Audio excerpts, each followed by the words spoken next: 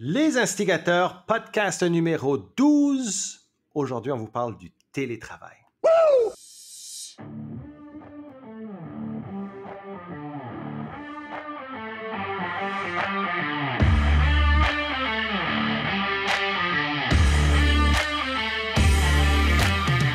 Vous écoutez Les Instigateurs, le podcast de contenu explicite pour entrepreneurs francophones. On parle des meilleures pratiques d'affaires sans dentelle ni gants blancs. On laisse de côté la rectitude politique, les conventions sociales, dans le but de briser les mythes et faire de vous de meilleurs entrepreneurs. Mon nom est Mathieu Dumont, son nom est Dave Ruel. Bienvenue sur le show.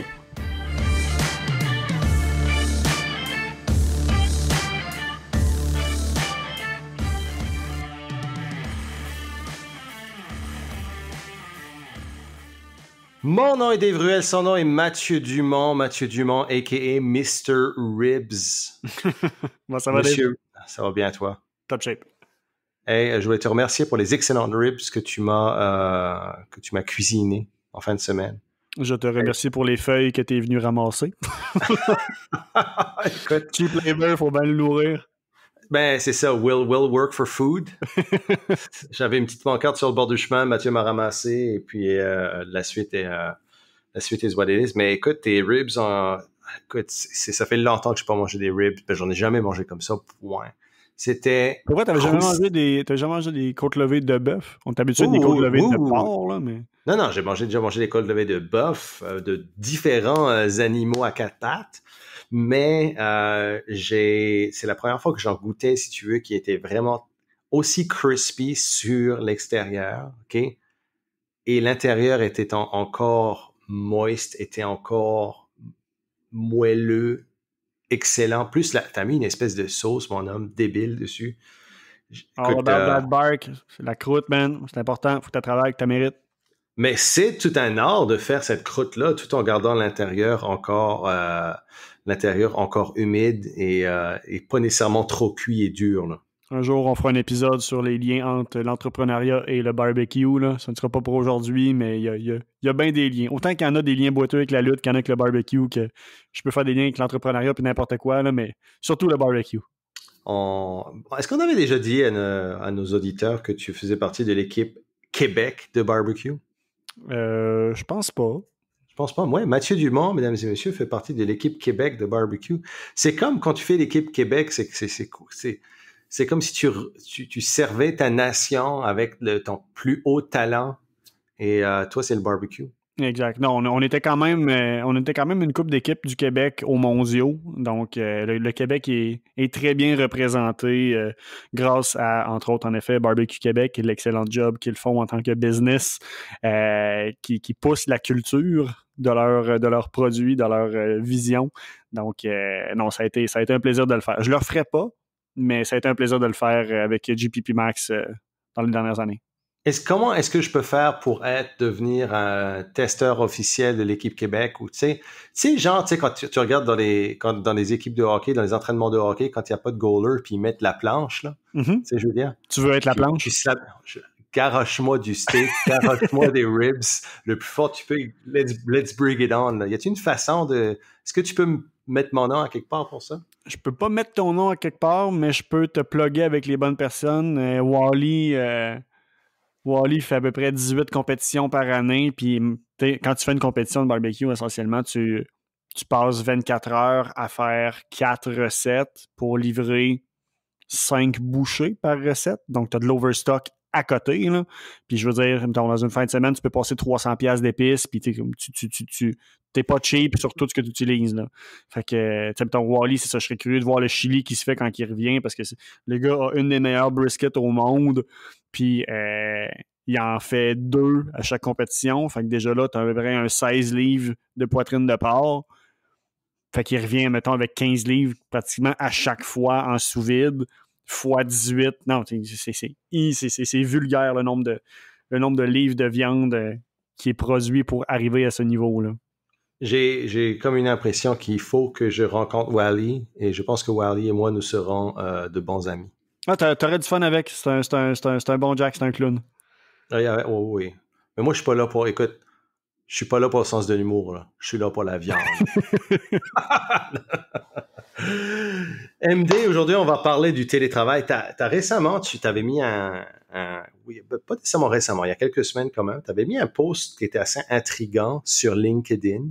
LinkedIn. LinkedIn, et où tu disais que le télétravail était une mode. Ouais.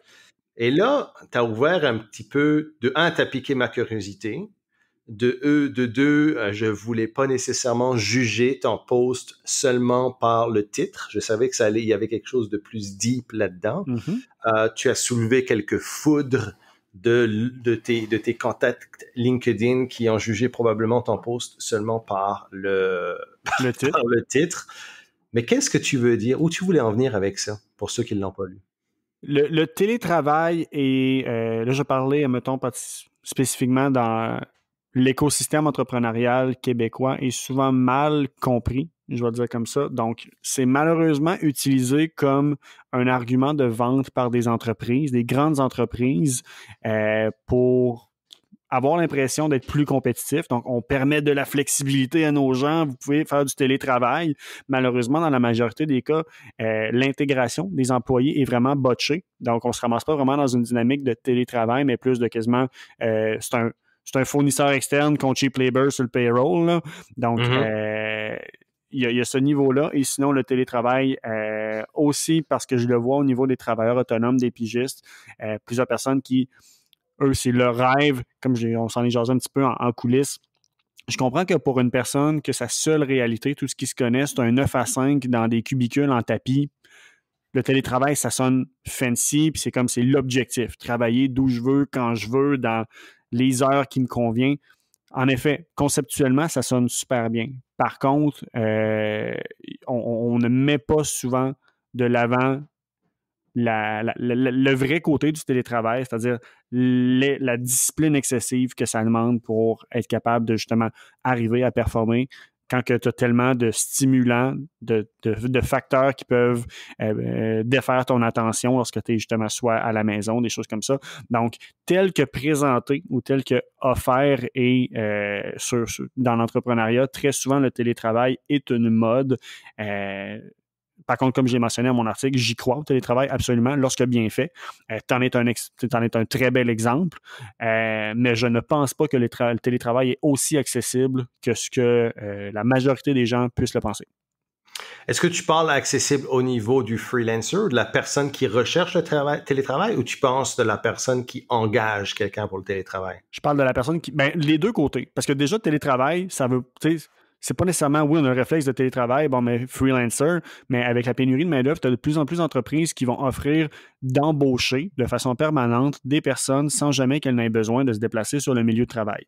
Donc, ça reste du télétravail, mais tu n'as pas la flexibilité, justement, d'un freelancer que là, lui, va vraiment déterminer tous les paramètres de comment est-ce qu'il va travailler. Un employé en télétravail va être imposé une méthode de travail avec des outils. Donc, c'est important que le télétravail en milieu d'employabilité soit traité de la même façon ou le plus près possible d'une embauche régulière. C'est important d'avoir un plan d'accueil et intégration pour une personne qui est à distance quand même, pour que justement on puisse développer le même niveau d'appartenance, la même loyauté face à l'entreprise, qu'elle comprenne bien les valeurs, qu'elle se sente une partie de l'équipe, même si elle n'est pas là physiquement.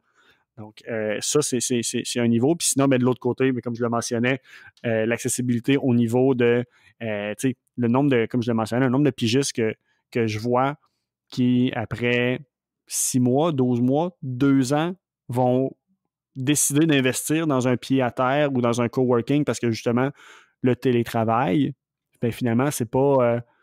it's all not sunshine and rainbows. Là. Ça prend des qualités, ça prend une personnalité qui est cohérente avec ça pour pouvoir être capable de performer.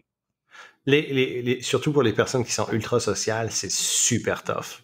C'est super difficile. Moi, j'ai vu qu'il y a un profil de personnes qui fonctionnent très bien en télétravail, d'autres qui ne fonctionnent pas nécessairement très bien. Mm-hmm. Et c'est comme tu as dit, écoute, ça paraît tellement sexy puis ça paraît tellement de fun. C'est comme bâtir une business en ligne, tu sais. Ça paraît sexy de l'extérieur, oui. Mais la réalité, elle est tough, puis c'est pas nécessairement, comme tu as dit, sunshine and rainbows. Puis social ou non, tu sais, je veux dire, tu le sais, tu l'as vu toi-même, je suis vraiment pas un gars social. Puis tu sais, même moi, télétravail, ça marche pas.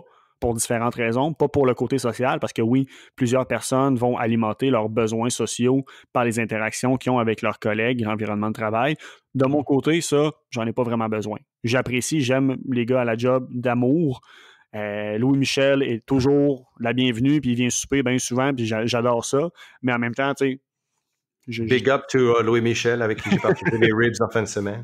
Mais tu sais, c'est ça, c'est pas un besoin que j'ai. Par contre, à l'inverse, justement, le fait d'avoir des stimuli, le fait d'être capable de garder son focus. Quelqu'un qui a un TDA, déjà là, mettons, good luck si tu veux te lancer dans le télétravail. Là. T'es mieux de t'enchaîner puis de te mettre dans. On les voit de plus en plus, là, les boots à 3000$, que c'est comme une pièce dans une pièce que tu t'embarres, ben sérieusement, ça va te prendre ça parce que sinon, tu vas toujours être en train de faire 1000 autres choses puis tu vas être inefficace. Là. Explique-moi ça, une boot dans une pièce. Je voyais, écoute, la seule chose que je connais par rapport à ça, c'est des espèces de gros sièges énormes avec les 3 écrans devant de toi là, qui se reclinent. Est-ce que c'est ça que tu parles? Tu parles non, d'autre chose? c'est quelque chose qui... je comprends pas qu'il y ait un marché pour ça, mais ça a l'air qu'en Californie, puis justement, ça pogne gros dans l'Ouest américain. C'est pratiquement comme un photobooth, mais avec une porte, puis à la place d'être une caméra, ben c'est un ordinateur pour que tu ailles travailler. Donc, dans ta maison, tu as un petit espace fermé que c'est une boîte qui look très techno, fancy, où tu vas juste t'asseoir pour travailler, puis c'est isolé, sonore. Fait que t'as moins de distractions autour de toi. Mais ultimement, c'est pratiquement comme si tu vas travailler au bureau, mais chez vous. Là. Tu vas t'encloisonner pour être capable de justement être attentif. Ouais, mais là, c'est un gros problème à la maison. Ouais, genre, si t'es à LA, je peux comprendre que tu veux te sauver le commute, là, parce que le trafic est absolument retardé. Mm-hmm. Mais, tu le fais, faut pas me dire que tu le fais pour la liberté. Pour aller te coller dans une petite boîte, là, chez vous, exact. de ça. C'est pas vrai que tu fais ça pour la liberté. Fait que, faut arrêter peut-être de se mentir par rapport à ça, là. Moi, écoute, au niveau du télétravail, je travaille, honnêtement, depuis plus de 10 ans maintenant, seulement en télétravail avec des employés à l'extérieur. On n'a pas de bureau. On l'a fait. C'était une décision stratégique dès le départ parce que moi, j'ai commencé ma première business en ligne avec la liberté en tant comme gros facteur de motivation. C'est certain que quand j'étais vendu par l'idée, tu sais, du gars sur la plage avec son laptop, là, tu sais. Ouais, déjà fait you took the bait, là. Ouais, non, mais took the bait, j'étais très comme tu sais, le 4-hour work week, là, tout le monde veut ça, là, mais moi, c'était ce type de liberté de temps-là que j'aimais, mais très rapidement, j'ai vu ce que c'était que monter une business en ligne, que c'était exactement comme monter une business, n'importe quel type de business, et que ben, ça prenait encore même plus d'organisation et plus de structure que ça m'en prenait, si tu veux. Donc, oui, on a décidé stratégiquement pour avoir accès à certains talents aussi, de travailler en télétravail. Moi, c'est une décision que j'ai adorée, que j'adore encore. C'est sûr qu'on fait les choses peut-être différemment de certaines personnes. Moi, quand tu commences, surtout online, ce qu'on dit, hey, faut que tu aies un VA, tu sais, faut que tu aies un VA pour t'enlever toutes les petites tâches quotidiennes que tu veux pas faire. Tu t'entends toujours pour booker tes billets d'avion, pour faire... Peux-tu définir VA, parce que je suis sûr qu'il y a des personnes qui savent c'est quoi, là? VA, excuse-moi, assistant virtuel. Je sais pas si ça se dit AV Virtual en français. Assistant, un assistant virtuel. C'est ça, Virtual Assistant. Donc, le mot commun qu'on va utiliser, c'est VA, mais pour un assistant virtuel. Donc, généralement, là, le monde, quand il parle d'assistant virtuel, c'est cheap labor, Philippines, quelqu'un dans le fond, un robot humain qu'on va déléguer ou on délègue même pas, et ça, c'est un gros problème aussi. C'est même pas de la délégation, c'est du dumping. Donc, on les jobs de merde. On va garrocher tout ce qu'on veut pas faire à ces personnes-là. Après, on va dire, ben, c'est moins bien, c'est pas super bien fait parce que c'est du cheap labor. Moi, je suis pas d'accord avec ça. Nous, on a eu des employés d'extérieur, des Philippines, qui étaient extrêmement compétents. On les a insérés dans l'entreprise au même type que n'importe quel employé. Ils avaient un skill set qui était super intéressant, un prix qui était super intéressant aussi. Mais on les a jamais fait sentir comme s'ils étaient des personnes extérieures, des personnes à qui on dumpait ces personnes-là. On a, de règle générale, ce qu'on fait aussi, et puis si vous pensez engager quelqu'un des Philippines, ça peut être un bon truc. Nous, ce qu'on fait, c'est qu'on obéit aux règles des Philippines quand on engage cette personne-là. On se dit, on te donne tes vacances nationales comme elles le sont aux Philippines. On te donne le 13e mois de salaire. Donc, aux Philippines, il y a un 13e mois de salaire pour les employés là-bas. Et nous, on fait ça pareil. Mais on sait qu'en écoutant nos employés là-bas, en agissant avec leurs règles et leurs paramètres, on va déjà avoir une bien meilleure loyauté. Ensuite, on les insère dans nos team meetings au même prix que tout le monde. C'est sûr qu'ils nous coûtent beaucoup moins cher que nos top employés ou notre leadership, mais non, je lésine pas là-dessus. Et on a eu des personnes absolument incroyables, des employés talentueux, super bons overtime. C'est certain que moi, j'ai trouvé que les personnes avec qui j'ai mieux travaillé de façon historique, mes intégrateurs sont des personnes souvent expatriées. Donc, ils n'ont pas le choix de faire du télétravail. Donc, ils savent que c'est la nécessité de le faire pour travailler, mais le salaire est nécessairement plus élevé. Donc, c'est certain qu'on a de la main-d'œuvre d'absolument qualité, mais c'est généralement ces personnes-là qui sont nos top. Là, je parle par exemple de Cédric, qui est mon intégrateur en ce moment, depuis les 6 dernières années, je pense. Cédric est en Thaïlande 9 mois par année. C'est un Québécois. 9 mois par année et on travaille en télétravail depuis tout ce temps-là. Et ça n'a causé aucun problème. C'est même un avantage stratégique maintenant où on est rendu tellement bon dans notre communication et tellement bon dans notre façon dans la façon de déléguer pour lui d'exécuter. C'est que moi, je peux lui faire son petit plan ou c'est des choses à faire, etc. On sait toujours où on s'en va, mais moi, dans le fond, ça me permet de ne pas être interrompu la journée. Et même chose pour lui. Fait que dans le fond, avec le décalage horaire, lui travaille pendant que moi je dors et vice-versa. Donc, on a dû développer des systèmes qui éliminent complètement la réactivité dans l'entreprise. Et ça, c'est un atout majeur. C'est ce que j'allais dire, c'est que ça te force à faire le travail que malheureusement peu de personnes prennent le temps de faire lorsqu'ils sont des employés avec eux, c'est-à-dire de vraiment systémiser et faire des processus clairs et établis pour tout le monde. Il n'y a plus d'improvisation comme on peut le faire au bureau parce que je vais laisser la feuille sur le bureau à Jennifer parce que je le sais qu'elle me l'ordonne à tous les lundis. Puis ça, non, c'est comme là, pour travailler à distance, tout doit être mappé, tout doit être clair, il n'y a plus de zone grise. On connaît bien les attentes. Puis en même temps, comme tu l'as mentionné avec les Philippins, peu importe, c'est important de justement les intégrer comme un vrai employé pour justement développer cette appartenance-là, mais en ayant établi tous les processus de façon tellement claire, tu n'es plus dans une position où un employé peut ne pas comprendre pourquoi il fait une tâche. Ouais.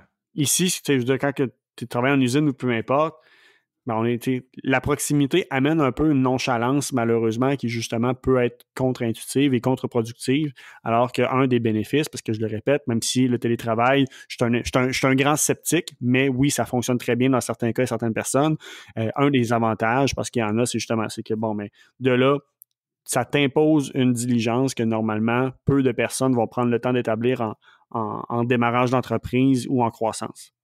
Souvent, les vrais process en business arrivent trop tard, puis c'est comme, t'as une fenêtre de, faut le faire tout de suite, parce que sinon, on est toujours en mode rattrapage, puis t'en viens plus jamais à bout. Oui, c'est un gros problème, mais je pense que le problème va pas nécessairement, peut-être que ça peut venir du pigiste qui n'arrive pas nécessairement à avoir le self-leadership nécessaire pour s'auto-réguler d'une certaine façon. Mais moi, je pense que le plus gros problème, c'est un problème de leadership en tant que tel, de leadership de la personne qui engage.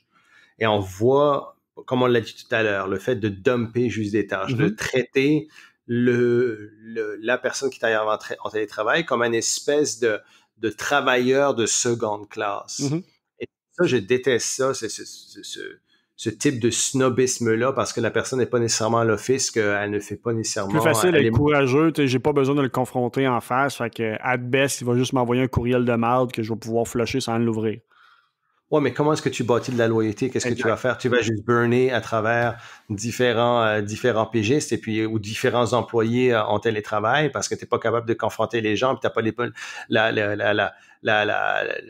la maturité émotionnelle pour dealer avec ça. Mais excuse-moi, mais si tu n'es pas capable de dealer avec une personne en télétravail, comment est-ce que tu vas faire pour dealer avec quelqu'un en vrai?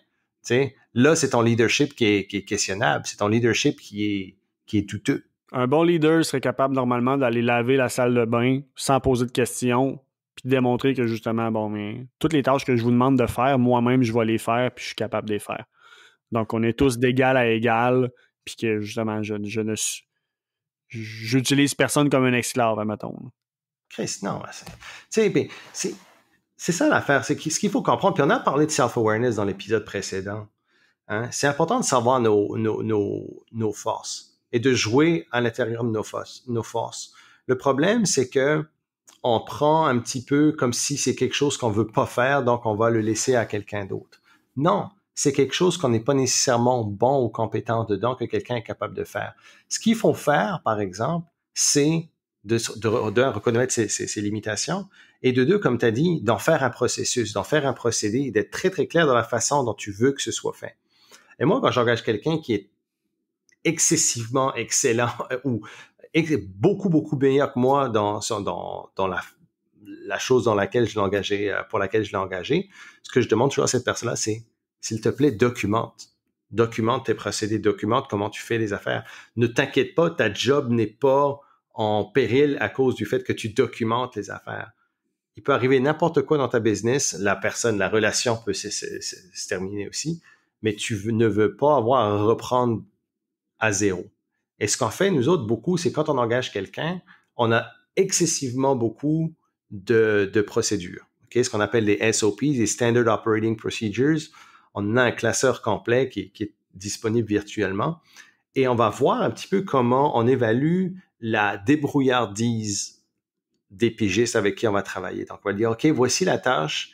Tu peux trouver l'information là-dedans. Donc, on leur donne un certain accès où ils peuvent aller voir certaines fiches de procédés. Et là, à ce moment-là, s'ils ne trouvent pas l'information, on sait que l'information là, s'ils ne trouvent pas l'information, c'est qu'il y a un problème de débrouillardise. Donc, on sait qu'on va avoir probablement un problème plus tard avec le self-leadership de cette personne-là. Et si éventuellement la personne a des processus à ajouter, elle peut l'ajouter à ce qui existe en ce moment. Tu sais. Donc, c'est super important de le faire. Nous, on demande quasiment automatiquement de documenter quasiment tout. Et rappelle-moi, tu as combien d'employés déjà? En ce moment, 2. Tu sais, ton réflexe est excellent, puis malheureusement, tu sais, ça démontre l'importance du compound interest de documentation, de formation à l'inverse. Tu sais. Ton réflexe que tu as là, j'aimerais ça te dire que plusieurs personnes l'ont, malheureusement. Je pense que tu es une exception à la règle. Tu sais, je veux dire, ta réalité que tu montres là, je rêverais que les entreprises québécoises pensent comme ça et aient ce réflexe-là. Malheureusement, moi, je suis dans le driver's seat avec Didac, là, je suis confronté à ça tous les jours. Là. Les business, malheureusement, vont attendre d'être rendus à 25, 30, 50 employés avant de commencer à documenter. Puis malheureusement, ben, c'est plus le temps. Mais je l'ai fait l'erreur. Je l'ai fait l'erreur à l'avance. Avec BiOptimizer, ben. Je l'ai fait l'erreur avec BiOp, ou pas avec BiOp, avec Balboa, où on était en croissance assez rapide. On était rendu à 16 personnes. Et là, on était comme, merde, là, on commence à avoir des processus. Là, on commence à avoir des choses qui reviennent où il faudrait documenter parce que ça allait super vite. Et là, ce qu'on a fait, c'est qu'on était en retard. C'est sûr que ça nous a coûté un peu plus cher, bien définitivement. Mais on a engagé quelqu'un pour justement nous aider pendant quelques mois à créer ces processus-là et engager ensuite quelqu'un qui a été capable de gérer beaucoup, ce qu'on appelle un process manager, qui était capable de gérer beaucoup de ces processus-là. Donc, ça nous a coûté beaucoup plus cher, par exemple, parce qu'on l'a fait sur le tard. Tu as fait ton rattrapage, exact. J'ai fait mon rattrapage. Donc, après, quand c'est venu à développer BiOptimizer, c'est quelque chose qu'on a fait directement aussitôt parce que ça valait pas nécessairement, on savait le coût de ne pas le faire. Et maintenant, je le fais systématiquement. Écoute, même si je commence un projet tout seul, OK, je vais quand même documenter. Je vais quand même créer un SOP, OK? Je vais créer ce qu'on appelle un playbook. Je vais en créer un automatiquement. Certains, là, que maintenant, depuis la vente de BiOptimizer, on travaille moi, Cédric et Sophie, l'assistante à Cédric. Et ça, c'est une autre affaire aussi. Tu vois, je parle d'assistante à Cédric, puis ça, c'est peut-être une tangente sur laquelle je peux aller en ce moment, mais c'est Cédric, je lui donne mon seul but, c'est que Cédric soit bien. OK? Ma tâche principale en tant que leader, c'est Cédric. Mais c'est toujours la même chose si j'en avais 4 ou 5 personnes dans un siège de leadership, si tu veux, dans mon entreprise, c'est de créer que mon rôle principal devienne leur bien-être. Mon rôle principal est de faire sûr que cette personne-là est épanouie au travail. Et là, moi, je sais que Cédric, par exemple, ce qu'on fait, c'est que je veux que Cédric travaille sur ses forces, ok, sur son domaine de compétences. Puis je veux pas le garrocher sur n'importe quoi. Je sais que, par exemple, les tâches répétitives, il aime pas ça. Fait qu'est-ce qu'on a fait quand on a commencé à avoir beaucoup de processus qui étaient bâtis? Je lui ai dit, écoute, là, c'est peut-être le temps d'aller chercher quelqu'un qui est capable de faire ces tâches répétitives-là pour toi. C'est là qu'on est allé chercher Sophie. On l'a mis sur beaucoup de process, etc., elle est excellente. C'est une fille qui pense en matière de processus, et c'est une fille qui est excellente à exécuter des processus. OK? Cédric était, bien entendu, il était super heureux parce que c'est pas son domaine de compétence de faire ces choses-là, et il aurait été aussi surpayé pour le faire. Donc, on a été super proactif par rapport à ça. Puis écoute, je pense que tout le monde, au plus petit qu'est l'entreprise, devrait toujours avoir des procédures ou être en train de bâtir des procédures. Mais tu sais, puis je trouve que c'est tout à ton honneur de justement outiller une personne en télétravail comme ça, avec lui-même une ressource en télétravail. Ça démontre à quel point ça peut être bénéfique, le télétravail, si, encore une fois, tu l'intègres à part entière dans ton entreprise, donc pas comme un sous-traitant à distance, justement, là. Non, et puis écoute, moi je pousse l'entrepreneuriat à 100% avec tous mes employés. Donc, je suis pas là pour dicter ma façon de faire, et c'est la façon de faire. J'encourage Cédric, admettons, à être son propre entrepreneur dans l'entreprise, donc à faire ses propres décisions. Et le plus souvent, je suis agréablement surpris par ce qui va venir ou avec quoi il va me revenir. Parce que c'est souvent des choses que j'ai pas pensé et écoute, la majeure partie du temps, il le fait beaucoup mieux que moi j'aurais pu penser, même le faire moi-même, tu comprends?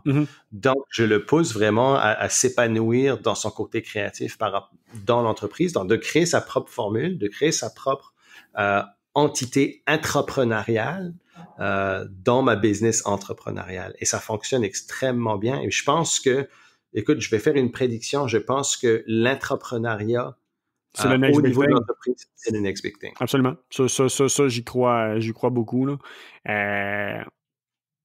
On va revenir un petit peu parce que là, je sais qu'il y a beaucoup de personnes qui nous écoutent justement qui sont plus des travailleurs autonomes, que c'est une notion un petit peu différente de la relation employeur avec une personne en télétravail. Le télétravail, en tant que travailleur autonome, le plus gros défi, je suis curieux d'avoir ton take pour un travailleur autonome qui travaille à la maison.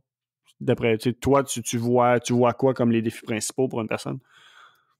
Parce qu'on pogne souvent un mur, là, du moment que tu fais le saut. On s'était fait justement demander par une autre personne comment est-ce qu'on se prend pour passer du 9 à 4 à sauter à mon compte. OK, puis le télétravail, malheureusement, c'est un aspect. On prévoit le financier, on prévoit le produit, on prévoit bien d'affaires, mais l'environnement de travail, le lifestyle, malheureusement, on y pense souvent trop tard. Donc, c'est un petit peu niaiseux à dire, mais tu sais, comme on va dans le télétravail souvent, surtout quand on est entrepreneur autonome, pour justement se sortir du 9 à 5. Et souvent, la meilleure façon d'avoir de la liberté en tant que travailleur autonome, c'est justement de se créer une structure style 9 à 5 dans laquelle vous pouvez évoluer. Il y a plusieurs sondages qui démontrent ça, que la majorité des travailleurs autonomes font du 9 à 5 quand même, ou un horaire très semblable, justement pour la praticalité de la chose. Ouais.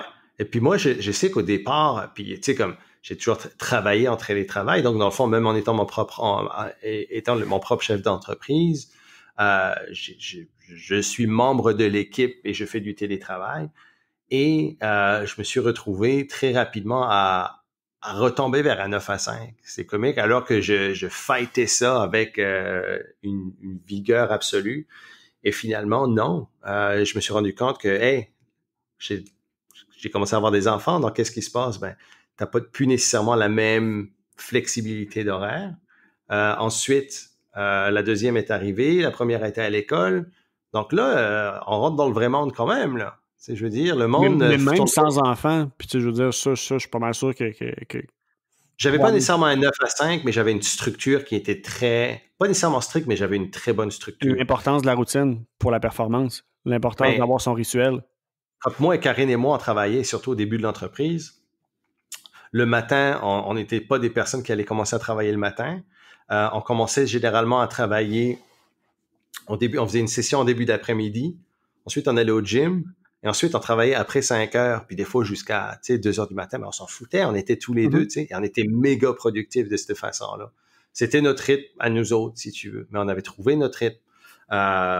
Et dans le fond, c'est de trouver cette structure-là qui fait que on peut évoluer, si tu veux. Donc, c'est ultra important d'avoir des routines, de pas penser que, hey, je vais même pas, je vais pas en avoir, puis je vais travailler quand je veux, où je veux. C'est pas nécessairement le même. Tu sais, une affaire niaiseuse aussi, le fait de s'habiller pour aller à la job. C'est important. Le fait de s'habiller pour ouvrir son laptop, là, quand on est chez nous, c'est une grosse. Ça fait un énorme avantage psychologique. Le fait que tu t'habilles pour aller travailler, si tu veux. Mm-hmm. C'est bizarre, là, mais ça fonctionne. Là. Puis ça, c'est un topic qui revient de temps en temps. Mention spéciale à Catherine Cormier et son groupe Vie de pigiste. Puis pigiste, c'est vraiment à cause du pyjama. Donc, elle pousse énormément, comme une fois par semaine à peu près. C'est bon, mais c'est quoi votre setup présentement? Si tu me fais un selfie, un snapshot de ton setup de travail, puis la majorité du monde, oui, c'est à cause de l'appartenance à la communauté. Eux, c'est du monde en pyjama sur le divan en train de travailler. Puis j'ai toujours été comme, OK, ça fonctionne, mais en même temps, je suis pas surpris de voir souvent les sujets de ouais, je manque de structure de travail, je suis débordé, j'ai pas de focus parce que le chien, l'enfant, quoi. Je suis comme, commencez par vous habiller, commencez par vous imposer, comme je le disais tantôt, un rituel. C'est important pour justement, comme je l'ai dit, le déclic mental, comme bon, mais à partir de quand est-ce que je suis en. On va en reparler dans un épisode de l'équilibre, un petit peu plus vie personnelle, vie de travail. Mais même quand tu es en télétravail, cette ligne-là est encore plus floue que lorsque tu travailles dans un bureau parce que chez vous, c'est maintenant ton milieu de travail. Donc, l'aspect de se lever tôt, l'aspect de déjeuner, l'aspect de s'habiller. Donc, ça fait que tu embarques mentalement en mode, c'est quasiment ton personnage, ton game phase, comme là, je vais aller travailler.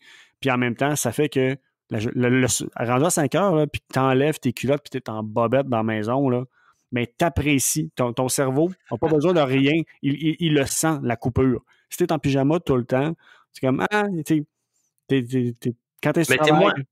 Tu peux faire le test, là. T'es moins sharp en pyjama que tu l'es quand t'as une belle chemise puis une belle paire de pantalons. Tu sais, c'est niaiseux à dire. Je ne mettrai pas de chemise, j'en mets même pas quand il faut, mais clairement, je veux dire, travailler de la maison, je vais m'habiller quand même, là.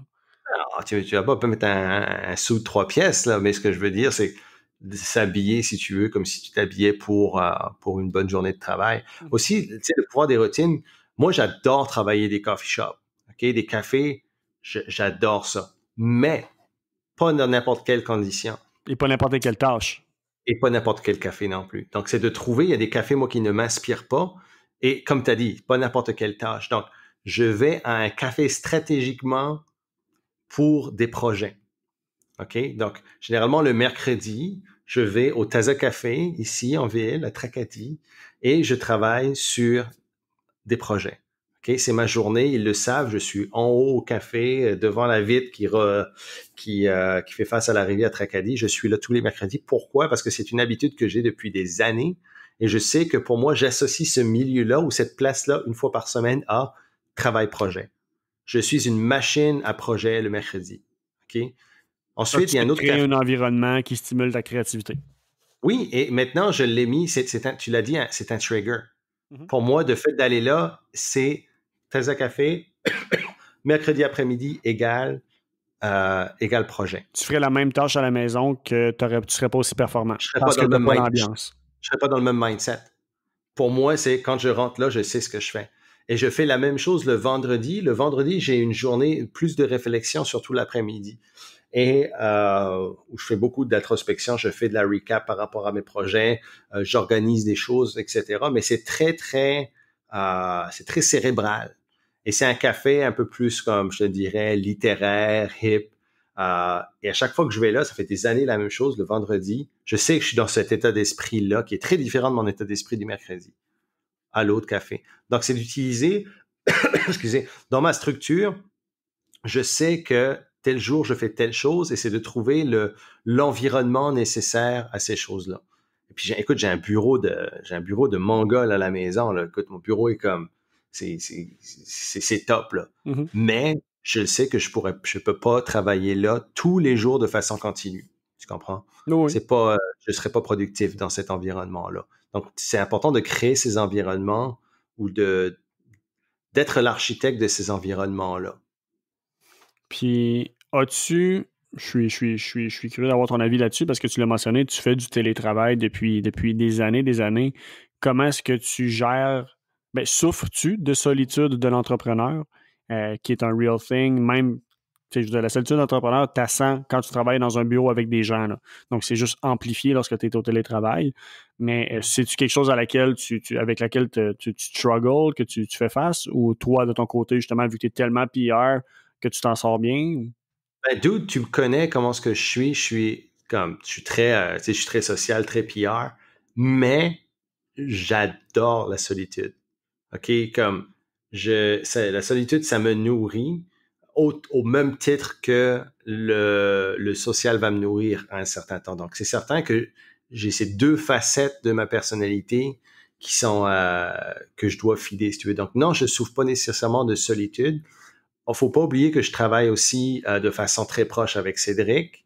Donc, on se parle quasiment quotidiennement. Mhm. C'est sûr qu'on se voit pas physiquement tout le temps. On se voit physiquement régulièrement. Ben, quand Cédric est en Amérique du Nord, on trouve toujours une façon de se voir. C'est pas facile nécessairement quand il est en Thaïlande, mais aussi je travaille avec Karine, mon épouse. Karine a son entreprise, mais on a des produits ensemble, des choses comme ça. Donc, c'est certain qu'on travaille énormément ensemble. Donc, les deux, on est de la maison. Donc, c'est certain, on a chacun nos offices. Des fois, on passe la journée sans se voir, là. Mais on est là. Il y a du monde. Après, quand ça vient au niveau du social, etc., c'est certain que je vais aller à des événements où je vais aller manger des ribs chez Mathieu Dumont. Tu sais, j'ai quand même l'occasion de voyager pour le travail. J'ai l'occasion de faire des conférences, des choses comme ça aussi. Donc, ça me sort. Et ça nourrit mon côté, je te dirais, mon côté social, définitivement.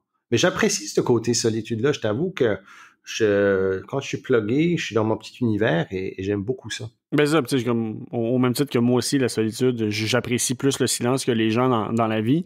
Mais tu sais, je sais que pour certains, en même temps, travailleurs autonomes, ça a été le gros choc, la grosse balle courbe qu'ils n'avaient pas prévu, qu'ils n'avaient pas vu venir. Donc, Ouais. tu sais, justement, comme je le mentionnais, des fois, puis en même temps, c'est pour ça que je pense que le coworking performe aussi bien. Donc, des fois, le télétravail, quand on se lance à notre compte, sonne très bien, mais on se rend d'être trop longtemps seul avec soi-même, ça peut devenir débilisant un peu. On est très confronté à soi-même. Donc, c'est là que tu vas découvrir à quel point tu es débrouillard pour vrai, à quel point ce que tu penses, les affaires dans lesquelles tu penses que tu es bon, il n'y a pas personne pour te backer puis te challenger.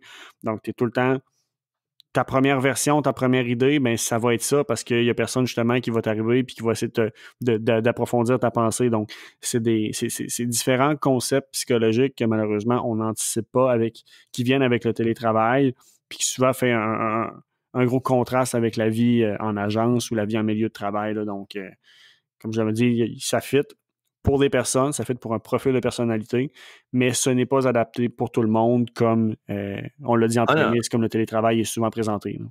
Ouais, non, non, ça veut pas dire que tu vas aimer ça, là. Tu sais, c'est comme n'importe quoi. Tout ce on va peindre comme quelque chose fabuleux, il y a un revers à la médaille. Tout, 100% du temps. Donc, faut l'essayer, c'est certain, pour savoir si on aime ça, mais ne le faites pas parce que vous allez vous dire, je vais avoir moins de structure. Vous allez avoir besoin de beaucoup plus de structure que vous en avez présentement. Donc, c'est le dilemme de l'entrepreneur souvent. Tu sais, on dit la structure amène la liberté. On fight on repousse la structure parce qu'on veut de la liberté, mais la structure amène réellement la liberté. Puis c'est un petit Oui, peu c'est la même chose entre les travail. Ce qu'on sauve dans le fond, là, c'est le temps le temps de déplacement. de déplacement, de commute qu'on peut avoir.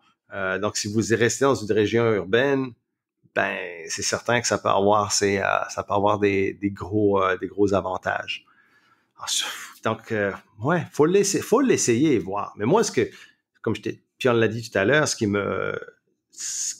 est le point peut-être le plus important ou le point où la majorité des personnes ne sont pas des miss de marque, comme on dit, c'est le côté leadership, le côté inclusion des employés, les traiter comme des employés de seconde classe et ne pas nécessairement faire le suivi nécessaire pour l'épanouissement de ces employés-là. Je rajouterais le droit de déconnecter aussi. Autant pour la personne qui engage que la personne qui le fait lui-même. Quand tu engages quelqu'un de télétravail, tu communiques tellement à distance que la journée que tu as besoin de quelqu'un... J'ai vu beaucoup de situations déraper parce que justement, le fournisseur de services, plutôt le fournisseur de job, se ramassait rapidement avec apprendre pour acquis que la personne, bon, mais elle travaille à distance, puis quand j'envoie un courriel, elle me répond vite, ça devrait être de même 24 heures sur 24. Donc, ça devient un peu malsain. Puis à l'inverse, justement, lorsque tu es un travailleur autonome, un pigiste, puis tu travailles de la maison, c'est important de s'imposer une coupure. Justement pour vraiment avoir un semblant d'équilibre plus sain, de pouvoir mentalement mettre la switch à off, puis pas juste traîner un stress résiduel de comme, tu sais, la surdisponibilité vient avec un certain poids mental, là. Donc, s'il y a un seul, parce que là, ça fait quand même un petit bout qu'on en parle, donc on va closer ce topic-là, mais si j'avais un seul conseil à donner pour quelqu'un, ultimement, le plus important pour rester sain mentalement, si vous faites du télétravail, du vrai télétravail, structurez-vous, et ça inclut en particulier, justement, vos prestations de service, vos heures, ça commence et ça finit où, pour justement bien éduquer vos clients sur moi, je suis disponible de telle heure à telle heure et le reste, ma vie, mon temps personnel m'appartient. De ne pas perdre la notion de temps personnel. Et ça va de l'autre côté. Si vous êtes un employeur, que vous avez des employés qui font du télétravail, ce n'est pas parce qu'ils font du télétravail que ce sont des robots. Okay? Ce sont des êtres humains qui sont peut-être séparés par un écran de vous, mais ça reste des êtres humains. Il faut les traiter au même titre. Il faut leur donner leur temps de repos. Il faut respecter leurs limites. Et surtout, il faut pas s'en foutre. Okay? C'est pas le fait parce qu'ils sont plus là physiquement qu'ils sont plus là. Et c'est important de continuer de faire ces one-on-one avec ses employés. C'est important de les traiter comme ils doivent être traités. Et moi, je l'ai dit tout à l'heure, pour moi, Cédric, par exemple, c'est ma priorité. Cédric, c'est comme mon... je vais pas dire que c'est comme mon fils, là, parce qu'on n'est pas très loin en âge, mais c'est quelqu'un que, écoute, je suis super, super impliqué dans sa vie personnelle. Je suis très intéressé, comme... Tu sais, il vient d'avoir une petite fille, etc. C'est le fait comment ça se passe à la maison, fais-tu bien ses nuits, comment tu te sens, c'est quoi ton niveau d'énergie maintenant, parce que la petite, elle dit écoute, j'ai dû adapter mes heures de travail un petit peu, puis parce que tu sais la petite se lève la nuit, des choses comme ça. Ben moi, je prends ça en considération, je peux lui dire ouais, tu sais, mais pour moi, ça m'a donné un petit peu moins bien. Hey, franchement, tu sais, écoute, le gars, on est là, on est dans cette situation-là. Moi, mon but, c'est que il soit dans la meilleure position possible. Donc, c'est certain qu'on va en jaser, puis écoute, hey, t'as-tu besoin de repos, t'as-tu besoin de ci, t'as-tu besoin de ça? Non, écoute, c'est important de le faire. Donc, si vous engagez des personnes en télétravail, s'il vous plaît, n'oubliez pas, le facteur humain est essentiel et peut-être, je dirais pas plus important, mais aussi important que si c'était une personne qui était avec vous physiquement. Pour un sujet que j'avais rien à dire, Dave, on a parlé 45 minutes. Wrap ça, on défonce bien raide nos temps. Fait que merci pour ceux qui sont là encore. Vous êtes des warriors. Là. Mais c'est un sujet passionnant. T'as fait du Dave, t'es beau, allez voir. Écoute, moi j'aime ça, la petite Josette. Comment c'est ça? Le king du small talk, comme Mitchell. Oh oui, le king du small talk. Mais j'adore le small talk. Bref, en tout cas. Mais c'est un sujet passionnant, j'adore ça. Et puis si vous pensez au télétravail ou si vous avez des choses à ajouter sur le sujet, n'hésitez pas à nous contacter. Et merci encore pour nous écouter sur ce podcast. Toujours un plaisir de vous servir et de vous donner notre information la plus directement possible. MD, see you next time, my friend. On se voit la semaine prochaine, man. Peace. Salut. Bye. Goodbye. Vous venez d'écouter le podcast des Instigateurs. Ça vous intéresse d'en entendre plus? Alors n'hésitez pas à vous abonner à notre chaîne, cliquez sur le 5 étoiles et surtout, nous laisser connaître les sujets que vous aimeriez qu'on aborde dans les prochains épisodes. Pour le faire, simplement qu'à nous envoyer un courriel à podcast@instigateur.com ou visiter notre site web instigateur avec un s.com.